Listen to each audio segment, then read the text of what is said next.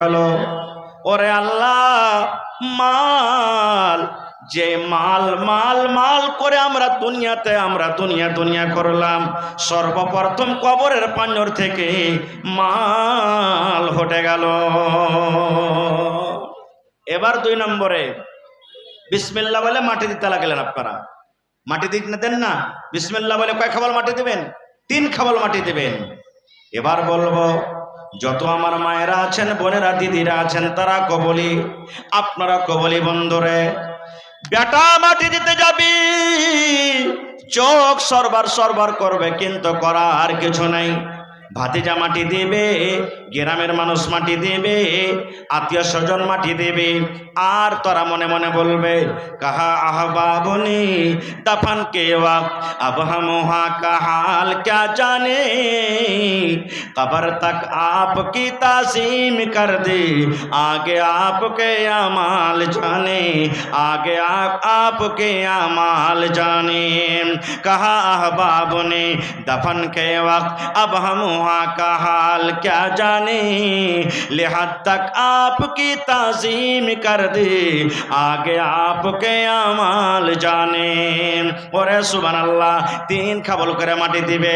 আর বলবে, বাট বেটা বলবে, যা রে যা, যা রে যা, যা রে যা, আর তোর সাথে দুনিয়া তার দেখা হবে না।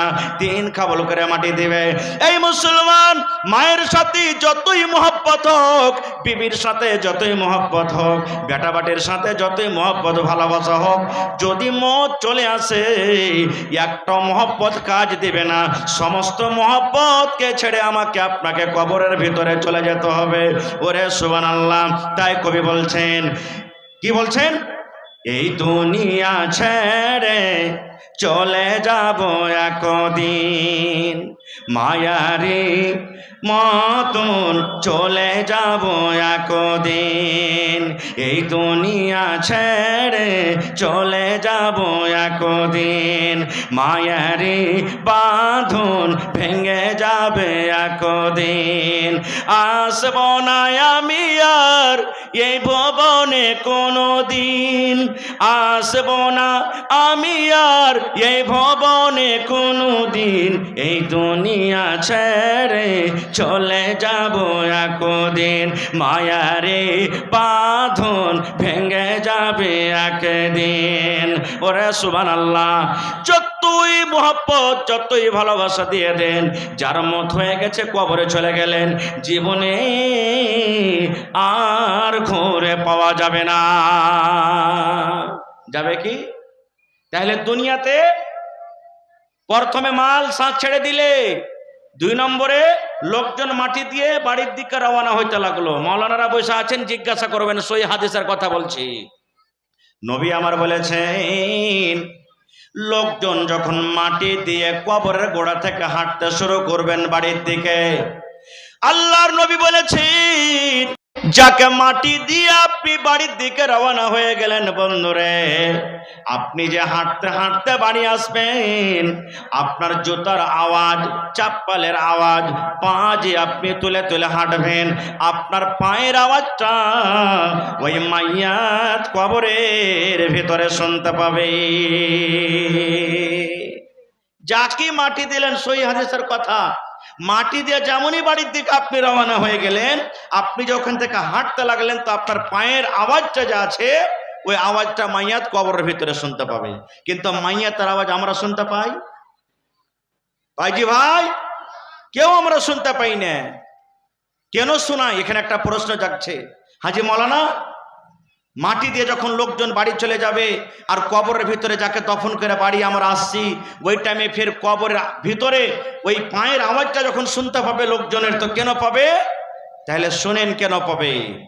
আল্লাহ রাসূল সাল্লাল্লাহু আলাইহি ওয়াসাল্লাম বলেছেন, আল্লাহ তাবারাক ওয়া তাআলা সেই মাইয়াতকে বলবেন কবরের ভিতরে, আরে আল্লাহর বান্দা, হে আমার বান্দি, যে বেটাকে তুমি ভালোবাসো, যেই ভাতিজাকে তুমি ভালোবাসো, যে ভাইকে তুমি ভালোবাসো, যেই বেটাকে ভালোবাসার কারণে রোদ গরম তুমি দেখনি, ঝমঝম ঝমঝম ঝমঝম করে পানি হতো তাও তুমি মাঠে কাজ করেছো, এত ঝড় তুফান হয়েছে তাও তুমি কাজ করেছো, যে ছেলে মেয়ের জন্য কনকনি ঠান্ডার সময়তে ওরে আল্লাহ হাওয়া চলছে বাতাস চলছে তুমি মাঠে কাজ করেছো। আয় আল্লাহর বান্দা তুমি দেখো রে, তোমার আদরের সন্তান তোমার সাথে এলো না, দেখো তার চাপ্পালের আওয়াজ তুমি শুনতে পাও, তার পায়ের আওয়াজ তুমি শুনতে পাও, তার জুতার আওয়াজ তুমি শুনতে পাও।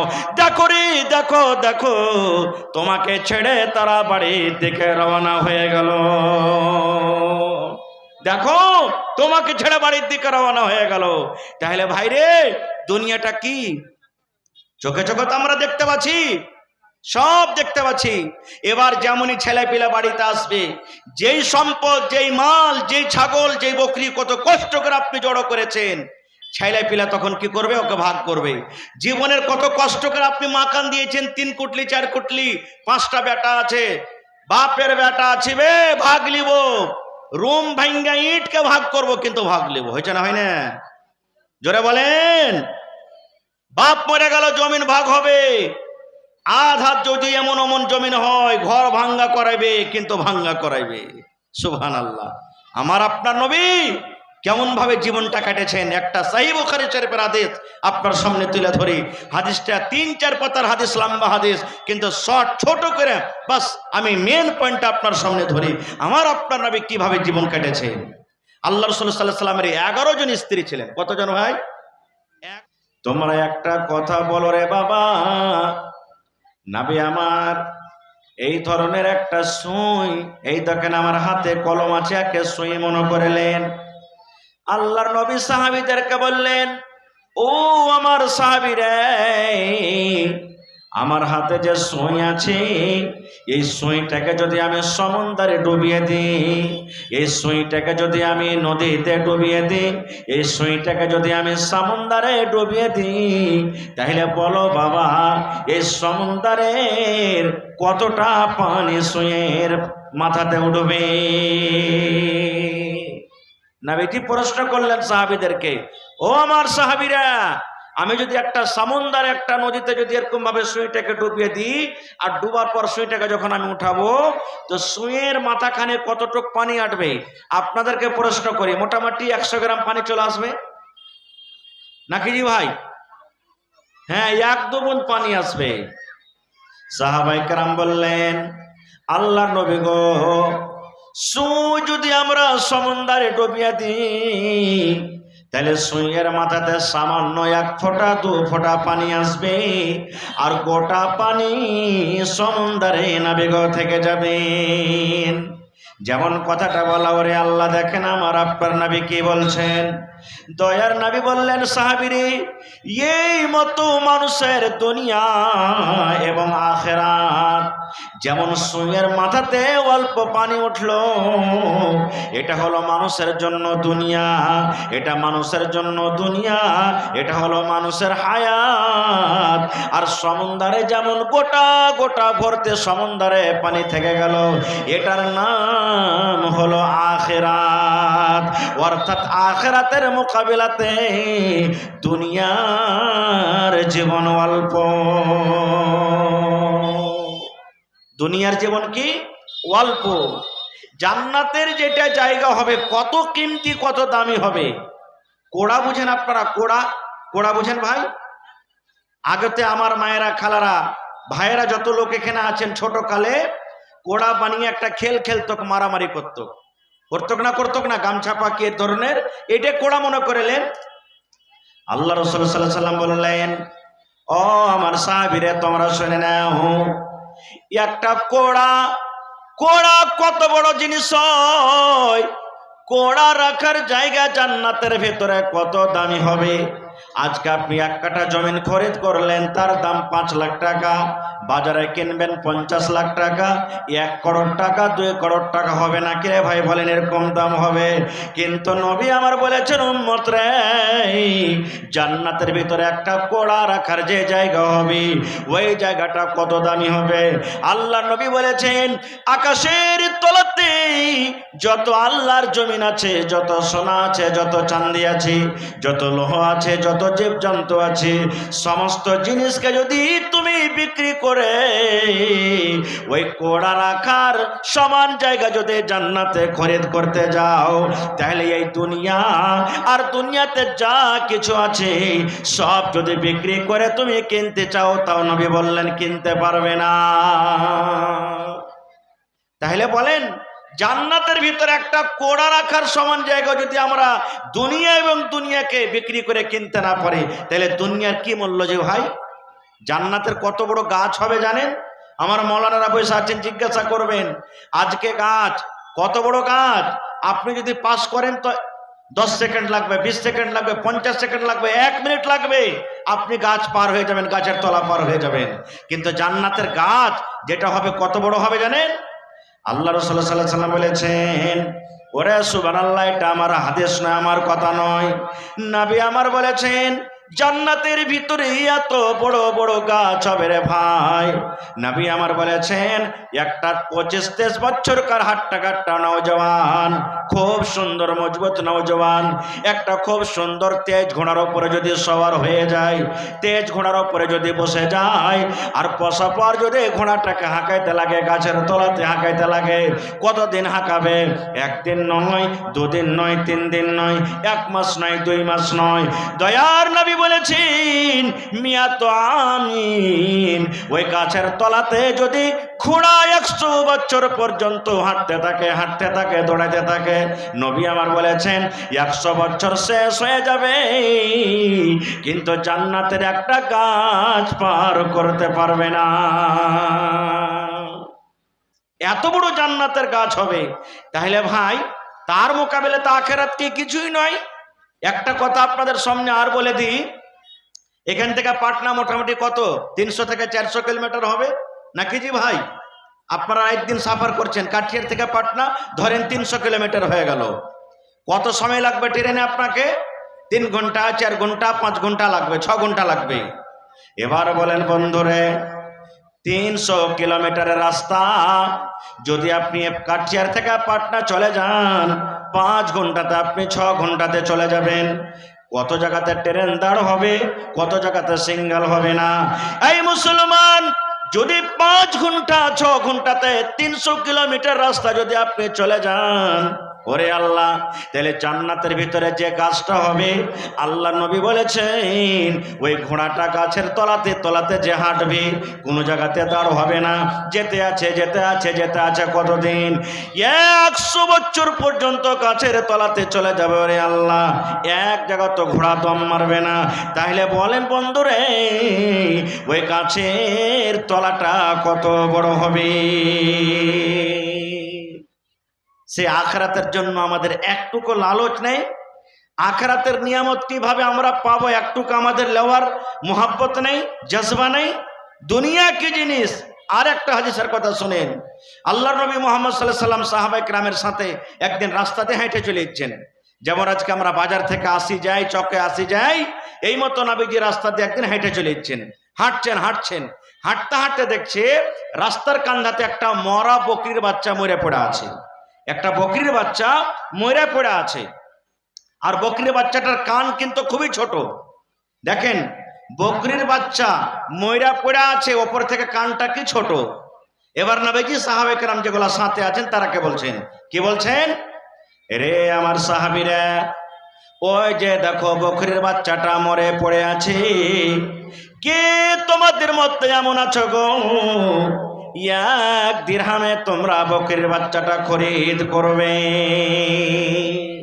চাঁদির টাকাকে দিনার বলা হয়েছে, আর চাঁদির টাকাকে দিরহাম বলা হয়েছে, আর সোনার টাকাকে দিনার বলা হয়েছে। বকরির বাচ্চাটা মরে পড়ে আছে, নবী বলছেন সাহাবীকে, ও আমার সাহাবীরা, এই বকরির বাচ্চাটা যে মরে পড়ে আছে, চাঁদির 1 টাকাতে তোমরা কে কিনে নেবে বলো তো? আপনারা কি একটা আমি প্রশ্ন করছি এখন, বকরির মরা বাচ্চা কেউ কিনে নিবে যে ভাই? জোরে বলেন কিনে নিবে কি? একটু জোরে বলেন কিনে নিবে? কেউ নিবে না কো। সাহাবায়ে কেরাম বললেন, আল্লাহর নবী গো, মরা বকরির বাচ্চা কেন আমরা নিব? আর ওপর থেকে টাকা দিয়ে কেন নিব? টাকাটা তো আমাদের পান্তে চলে যাবে।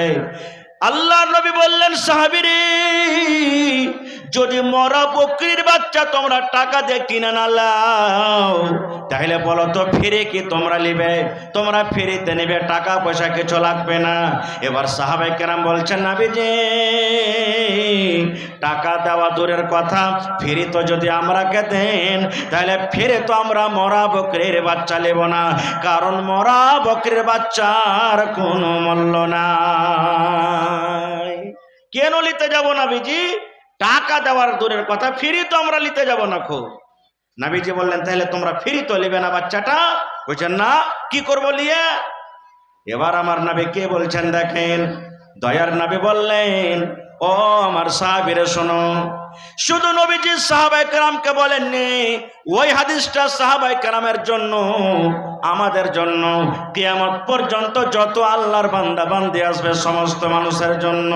এবার নবী আমার কে বলছেন দেখেন, আল্লাহ রাসূল বললেন, ও আমার সাহাবীরা, একটা বকরির বাচ্চা মরে পড়ে আছে, যেমন মরা বকরির কোনো দাম নাই, মরা বকরি তোমরা ফিরে তো নেবে না, এই মতো আল্লাহর দুনিয়া, আল্লাহর এই পৃথিবী, যে পৃথিবী তোমরা আমরা আছো, এই পৃথিবী, এই দুনিয়ার আল্লাহর কাছে কোনো দাম নাই। যেমন মরা বকরি তোমাদের কাছে কোনো দাম নাই, ওরকম এই দুনিয়া, এই পৃথিবীর কোনো দাম নাই। কত দুনিয়ার দাম আছে জানেন? একটা হাদিসের কথা আরো শোনেন। এলাকাতে, গ্রামে কত জানাজা হয়েছে, কত মাটি দিয়েছেন জীবনে, দিয়েছেন না দেননি ভাই? গ্রামের কত মোড়ল চলে গেলেন, কত মৌলানা চলে গেলেন, কত হাজি চলে গেলেন, কার বাপ চলে গেলেন, কার মা চলে গেলেন, কার ভাই চলে গেলেন, কার বিবি, কত রকম মানুষের জানাজা পড়েছেন, মাটি দিয়েছেন। এবার আপনি বলেন তো, ওর জমিন আছে, ওর বাড়ি আছে, 4 চাক্কা আছে, মোটর সাইকেল আছে, সোনা চাঁদি সব কিছু আছে, কিন্তু সাথে কিছু যাই ভাই? জোরে বলেন যাই কি? এখন 58 ওজন বালির দাম কত বলেন? মোটামুটি 80,000 নাকি মৌলানা? 70 থেকে 80,000। মায়েরা খালারা কানে দিয়ে রাখে, গলাতে মোটামুটি 30 থেকে 40,000 টাকার পান থাকে, হার যদি দেন তো 1.5-2 লাখ টাকার হার থাকে, পায়ে পায়াল থাকে। এবার আপনি বলেন তো, যখন ওই মা খালা দাদি নানির যখন মত হয়ে যাবে, গহনা গাঠে গালা কবরে দিবে কি? জোরে বলেন দিবে ভাই? দিবে না। যেমনি গেল যান, বড় বেটি, ছোট বেটি, মাইজকল বেটি, এই বেটি, ওই বেটি, বেটা, তাড়াতাড়ি করে খুল রে, না তো কে কোন দিক থেকে লুকিয়ে নিবে। হয়েছে না ভাই? না ভাই? ওরে সুবহানাল্লাহ, লুকিয়ে নিবে তাড়াতাড়ি করে। আর বাক্স যদি থাকে, ছোট বেটা যে আছে, বাপের বেটা, ও আগে যে চাবি ঢুকবে, কোনটা করে চাবি আছে, আর চাবি লিয়ে খালি মুছে পাক দিবার কইবে, আমি মাকে আর বাপকে প্রশ্ন, কে ভাগ লিবে? আই কত ঝগড়া ঝামেলা চলে গেল। বাদশাহ সিকান্দার খুব বড় বাদশাহ, দুনিয়ার বাদশাহ, মরার কিছুদিন আগে বেটারাকে ডেকেছে। ডাকা পর বেটারাকে বলছে, কি বলছে? বেটারে, আমি যেদিন মরে যাব রে ধন, যেদিন আমার মত হয়ে যাবে, আমাকে যতক্ষণ পর্যন্ত তোমরা কবরের ভিতরে না রাখবে, কাফন থেকে আমার দোকান হাত তোমরা বের করে রাখিও। বাদশাহ সিকান্দার বেটারাকে বলছে, বেটা, আমি যেদিন মরবো, কবরে যতক্ষণ পর্যন্ত আমার লাশটাকে না থুবে, ততক্ষণ আমার কাফন থেকে হাতকে বাইরে রাখিও। বেটারা বলছে, আব্বা কেমন কথা বলছেন আপনি? আপনি মরে যাবেন তো কাফনের ভিতরে হাত না থুয়ে হাতটাকে কেন বাইরে রাখবো? বলছে, বেটারে, আমি হলাম একটা দেশের বাদশা, দেশের রাজা, আমার কাছে বাড়ির কমি নাই, গাড়ির কমি নাই, জমি জায়গার কমি নাই। ও কলিজার টুকরা সন্তান, এই জন্য আমি বললাম, আমি যেদিন মায়ের পেট থেকে এসেছি রে ধন, আমার পরনে কাপড় ছিল না, আমার সেদিন বাড়ি ছিল না, আমার সেদিন ঘর ছিল না, খালি হাত আমি দুনিয়াতে এসেছি। ঠিক যেদিন দুনিয়া দুনিয়া থেকে চলে যাব, আমার খালি হাত দুখানটা বের হয়ে থাকবে। দুনিয়ার মানুষ যেন এটাই দেখে, দেখো রে বাদশাহ সেকান্দার অত বড় বাদশাহ, দেখো দেখো দেখো খালি হাত দুনিয়া থেকে চলে গেল। আজকে তার সাথে সোনা গেল না, আজকে তার সাথে টাকা গেল না, আজকে তার সাথে গাড়ি গেল না, আজকে তার সাথে বাড়ি গেল না, আজকে তার সাথে জমি জায়গা গেল না। দেখো দেখো বাদশাহ সিকান্দার দুনিয়া থেকে খালি হাতে চলে যায়। নারে তাকবীর। এই জন্য বলছে বেটা আমার হাত ওখানটাকে তোমরা বের করে রাখবে, এই তো দুনিয়া। আচ্ছা আপনারাকে বলি, যখন আমরা মাটি দিতে মাইয়াতকে নিয়ে যাই, সাথে কি কি যায় জানেন? তিনটা জিনিস যায়। কয়টা জিনিস? কথা বলেন নিজে ভাই, খাইনি মুখে আছে নাকি আপনার? হ্যাঁ, কয়টা জিনিস যায় সাথে? তিনটা জিনিস যায়। কি কি তিনটা জিনিস? একটা হলো দৌলত মাল, আর একটা হলো কি আমল, আর একটা হলো কি দোষ বন্ধু লোকজন। কয়টা জিনিস হলো? আমল তো বুঝতে পারলেন যে এটা নেকি, গুনাহ কি নেকি, আমল বুঝতে পারলেন।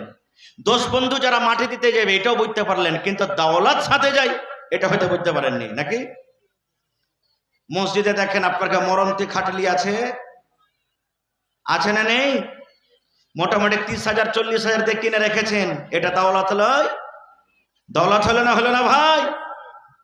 আল্লাহ রাসূল সাল্লাল্লাহু আলাইহি ওয়াসাল্লাম বলেছেন মানুষ যখন মরে যায় তিনটা জিনিস তার কবর পর্যন্ত যায়। তিনটার মধ্যে কবর থেকে দুটা জিনিস ঘুরে চলে আসে, আর একটা জিনিস তার কবরে চলে যায়। কয়টা ঘুরে আসে ভাই? আমার নওজওয়ান বুজুর্গ ভাইরা, কয়টা জিনিস ঘুরে আসে? দুটা জিনিস ঘুরে আসে। ওরে সুবহানাল্লাহ।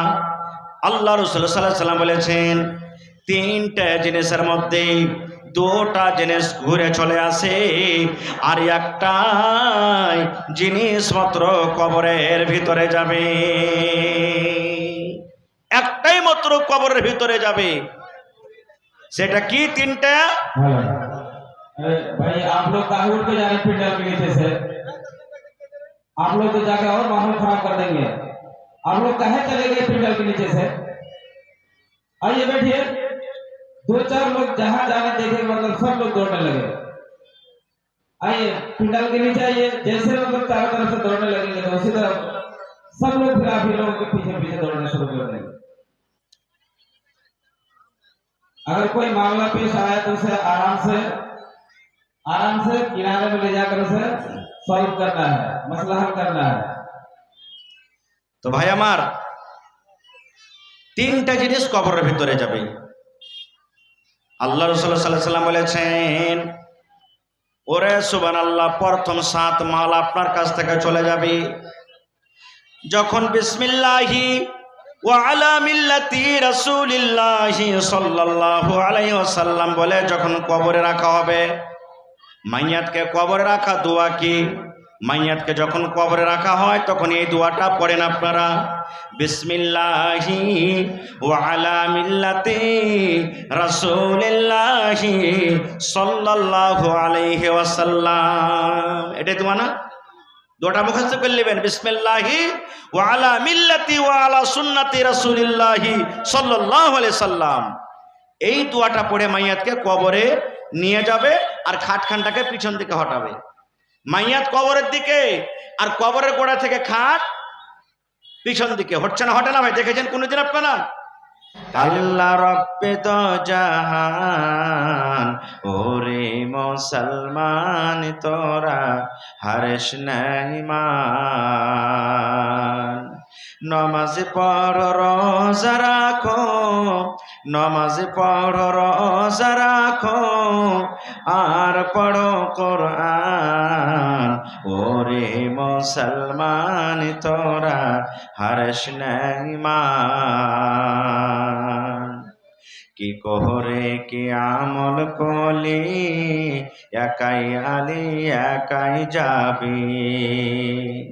কি কোহরে কি আমল কলি একাই আলি একাই যাবি ভালো আমল যদি করে গেলি নেক আমল যদি করে গেলি হবে তোর কল্যাণ ওরে মুসলমান তোরা হারস নাই মান নারে তাকবীর।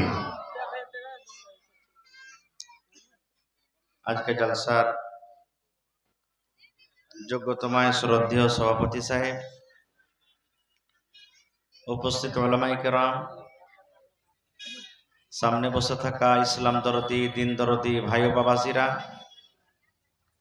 পর্দানাসীন মায়েরা খালারা, সমস্ত তারিফ ও গুণগান সে মহান আল্লাহ তাবারাক ওয়া তাআলার জন্য, যে মহান আল্লাহ তাবারাক ওয়া তাআলা আজকে আমাদেরকে নরম গরম বিছানাকে ত্যাগ করে এই পিন্ডালের তলাতে একত্রিত হয়ে বসে কিছু বলার ও শোনার তৌফিক দিয়েছেন।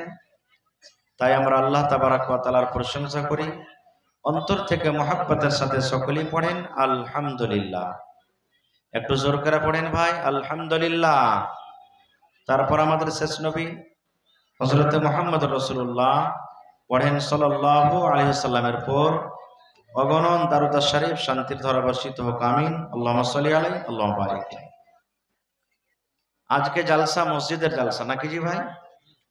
এটাই মসজিদ নাকি? মানে ভাঙ্গিয়া নতুন করে গোড়া থেকে তুলবেন, মাশাআল্লাহ। মেলায় মসজিদ হলো এরকম।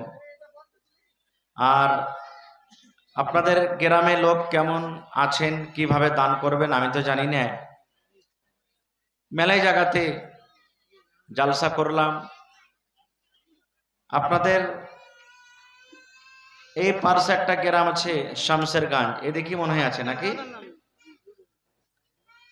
তো ভাই এক একজন লোক এমন আছেন যে মৌলানা মসজিদ বানাইতে যতটি রড লাগবে একলাই দিয়ে দেবো। কেউ বলবেন মৌলানা যতটি বালি লাগবে একলাই দিয়ে দেবো, মৌলানা যতটি সিমেন্ট লাগবে একলাই দিয়ে দেবো। কেউ 1000 ইট, কেউ 2000 ইট, কেউ 5000 ইট। কত মানুষ এমন আছে মৌলানা জি 2 কাঠা 1 কাঠা জমিন মসজিদে দান করে দিলাম, এরকম মেলায় লোক আছে। আশা করছি আপনাদের গ্রামও হবে। দান তো দিবেন, দান নিব আপনার কাছ থেকে ইনশাআল্লাহ। তবে আমি খুব লম্বা ওয়াজ করব না, মোটামুটি আধ ঘন্টা ওয়াজ করব আপনাদের সামনে। তারপর আমি আজকে জালসার যেটা উদ্দেশ্য, মসজিদ কিভাবে তৈরি করতে হবে, নির্মাণ হবে, আমি ওদিকে চলে যাব ইনশাআল্লাহ তাআলা। আমি আমার মৌলানাকে বলবো ভাই যারা দান নিয়ে আসবেন একটু লেখা রাখেন, বাস আমি আধ ঘন্টা আপনাদের সামনে কিছু হাদিস কোরআন থেকে কথা রাখবো, তারপর ইনশাআল্লাহ আপনার কাছ থেকে কালেকশন নেব। তবে একটা আমি আবদার রাখলাম, আজকে এই মসজিদের জন্য আল্লাহর কোনো বান্দা বান্দি এমন আছেন যে 1 কাঠা আধ কাঠা জমিন দান করবেন। জমিন আপনার বাজারের হোক, রোডের পার্শ্বে হোক, মাঠে ঘাটের হোক, যেখানকার জমিন হোক, বিক্রি করে যা হবে আপনি লাগিয়ে দেবেন। এরকম আল্লাহর কোনো বান্দা হবে মৌলানা একটা দেওয়ালের যা ইট লাগবে আমি দিয়ে দিব, 100 বড়া 50 বড়া সিমেন্ট দিয়ে দিব, 10 কুইন্টাল রড দিয়ে দিব, 1 ট্রাক বালু গিট্টি দিয়ে দিব। এই ধরনের ইনশাআল্লাহ তাআলা আমি আবদার রাখলাম। আর শেষের দিকে আমি আপনাদের কাছ থেকে কিছু কালেকশন করব, তখন আমার হাতে দিবেন। আমি একটা মুসাফির মানুষ, আপনাদের জন্য দোয়া করে দেব। একটু আপনারা ধৈর্য ধরেন, তারপরে আমি আপনাদের দান নেব। হ্যাঁ, 500 টাকা 200 টাকা 400 টাকা দিয়ে ভাই মসজিদ হবে না, কিন্তু মসজিদ করতে গেলে এখানে প্রচুর টাকার দরকার। আলহামদুলিল্লাহ দেখতে পাচ্ছি এখানে মসজিদের অনেক জায়গা রয়েছে, আর আবাদি হিসাবে মসজিদ এখন বড় করতে হবে। তো 200 টাকা 500 টাকা 1000 টাকা দিয়ে ভাই মসজিদ কতদিনে করবেন আপনারা, কতদিনে করবেন? আল্লাহুস সামাদ। ঝাড়খণ্ডের একটা জালসাতে গেছিলাম, আল্লাহুস সামাদ, এত এত টাকা তারা দান দিলেন বলার শেষ নেই। পূর্ণিয়াতে একটা গ্রাম আছে খড়বাড়ি, আপনারা নাম শুনে হেবেন, বড় বনালির পাঞ্জরে। একটা লোক 7,95,000 নগদ ক্যাশ দিয়ে দিলেন মসজিদের জন্য। এই মোটামুটি আজ থেকে 1-1.5 মাস আগে একটা জালসা করলাম, আল্লাহুস সামাদ। একজন মহিলা 1 লক্ষ টাকা মসজিদের জন্য দান করে দিলেন। এরকম আল্লাহর বান্দাও অনেক আছেন ভাই। এরকম মোটা মোটা দান দিতে হবে। এটা মনে করতে হবে যে আমি যদি 1000 পারি তো 2000 দেব, 5000 পারি 10,000 দেব, 10,000 পারি 20,000 দেব। এই ধরনের দান দিতে হবে, তাহলে কিন্তু মসজিদ আপনাদের ইনশাআল্লাহ হয়ে যাবে। খারজা হোক। ভাই আমার, আমি আপনাদের সামনে আল্লাহ তাবারাক ওয়া তাআলার পাক পবিত্র কোরআন মাজিদ থেকে দুখানা আয়াত তেলাওয়াত করেছি, সাথে আল্লাহর নবী মুহাম্মদ সাল্লাল্লাহু আলাইহি সাল্লামের একটা হাদিস পড়েছি। সে আয়াত এবং হাদিসকে সামনে রেখে আমি আমার বক্তব্য ইতি করব। মা তাওফীকি ইল্লা বিল্লাহ। আল্লাহর কাছে দোয়া করি রব্বুল আলামিন আমি যা কিছু বলবো যেন সহিহ হাদিস এবং কোরআন থেকে বলতে পারি এবং সাথে আমরা আমল করতে পারি, তার জন্য আল্লাহ আমাদেরকে তৌফিক দেন। পূর্ণ আল্লাহুম্মা আমিন। আমি যতক্ষণ স্টেজে থাকবো মাঝে মাঝে আপনাদের একটা প্রশ্ন করব। আজকে আমার বিষয় হবে দুনিয়া, পৃথিবী। তবে আমি প্রথম প্রশ্ন আমি আপনাদের সামনে রাখি, যেই জায়গাতে আমরা বসবাস করি এটা হলো একটা দুনিয়া, একটা হলো পৃথিবী। এর নাম হলো কি? দুনিয়া, পৃথিবী এটা। এবার আপনাকে আমার প্রথম প্রশ্ন, আমরা যখন দুনিয়াতে এসেছি তো এই দুনিয়াতে কি আমরা সারা জীবন থাকবো ভাই? জোরে বলেন, সারা জীবন কি থাকবো? কেউ বলতে পারবে না যে আমি সারা জীবন থাকবো। নামরুদ থাকেনি, কারণ থাকেনি। হ্যাঁ, দুনিয়ার যত বড় বড় বাদশাহ দুনিয়াতে এসেছেন, যত নবী এসেছেন, যত রসুল এসেছেন, কেউ দুনিয়াতে বেঁচে থাকেনি, আমরাও থাকবো না। না থাকবে ভাই? কেউ কেউ থাকবে না। খুব ধনী থাকবে না, গরিব থাকবে না, ছোট থাকবে না, বড় থাকবে না। আল্লাহ তাবারক ওয়া তাআলা যার যতদিন নসিবে যতটি সময় লিখেছেন, টাইম লিখেছেন, টাইম হিসাবে দুনিয়াতে আমরা বাঁচবো, আবার টাইম হিসাবে দুনিয়া থেকে আমরা চলে যাব। কেউ দুনিয়াতে আমরা বেঁচে থাকতে পারবো না। খুব আল্লাহ তাবারক ওয়া তাআলা কোরআন মাজিদে সূরা রহমানে বলছেন, কুল্লু মান আলাইহা ফান ওয়া ইয়াবকা ওয়াজহু রাব্বিকা যুল জালালি ওয়াল ইকরাম। আল্লাহ তাবারক ওয়া তাআলার জাত, আল্লাহ তাবারক ওয়া তাআলা ছাড়া দুনিয়াতে যা কিছু আছে একদিন সব নষ্ট হয়ে যাবে, ফানা হয়ে যাবে, ধ্বংস হয়ে যাবে। ভাই আমার, তবে এই দুনিয়াতে যখন আজ আমরা বেঁচে থাকবো না, কেউ ৭৭ বছরে মরবো, কেউ ৬০ বছরে মরবো, কেউ ৫০ বছরে মরবো, কেউ ১০ বছরে মরবো, কেউ ২০ বছরে মরবো, কেউ ৮০ বছরে মারা যাবো, কেউ ১০০ বছরে মারা যাবো। যখন দুনিয়াতে আমরা সারা জীবনের জন্য যখন এসেছি, বাঁচবো না, তাহলে দুনিয়ার পিছে আমরা কেন পাগল হয়ে আছি এত? আমাদের শুধু মাথাতে কেন দুনিয়া দুনিয়া দুনিয়া দুনিয়া? আজকে আমি আপনাদের সামনে কথা রাখবো, যে ছেলের জন্য, যে মেয়ের জন্য, যে ভাইয়ের জন্য, যে বিবির জন্য, যে বেটার জন্য, যে বেটির জন্য শুধু আমরা দুনিয়াতে পাগল হয়ে আছি, দুনিয়া দুনিয়া করছি, আল্লাহকে চিনতে পারলাম না, মসজিদ মাদ্রাসা চিনতে পারলাম না, তাহলে সে ছেলে সে মেয়ে কিয়ামতের দিন আমার হবে কি হবে না? যে আমার হাত আমার কাছে আছে, যে আমার পা আমার কাছে আছে, যে আমার চোখ আমার কাছে আছে, যে কান আমার কাছে আছে, এই সমস্ত হাত পা কিয়ামতের দিন আমার সাথ দেবে কি দেবে না, আজকে আমাদেরকে জানতে হবে। তবে ভাই, এই দুনিয়া কি জিনিস, দুনিয়া কি জিনিস একটু আপনাদের সামনে আমি এক দুটা হাদিসের কথা রাখি। আজকে যেমন আপনারা জালসা শুনছেন, বসে বসে আছেন, সাহাবায়ে কেরাম একদিন নবীর পাঞ্জরে বসে আছেন। আমার নবী, আপনার নবী, নবী মুহাম্মদ সাল্লাল্লাহু আলাইহি সাল্লাম সাহাবায়ে কেরামকে প্রশ্ন করছেন। কি প্রশ্ন করছেন? মনে করেন সেই প্রশ্ন আজকে আমি আপনাদের সামনে রাখছি।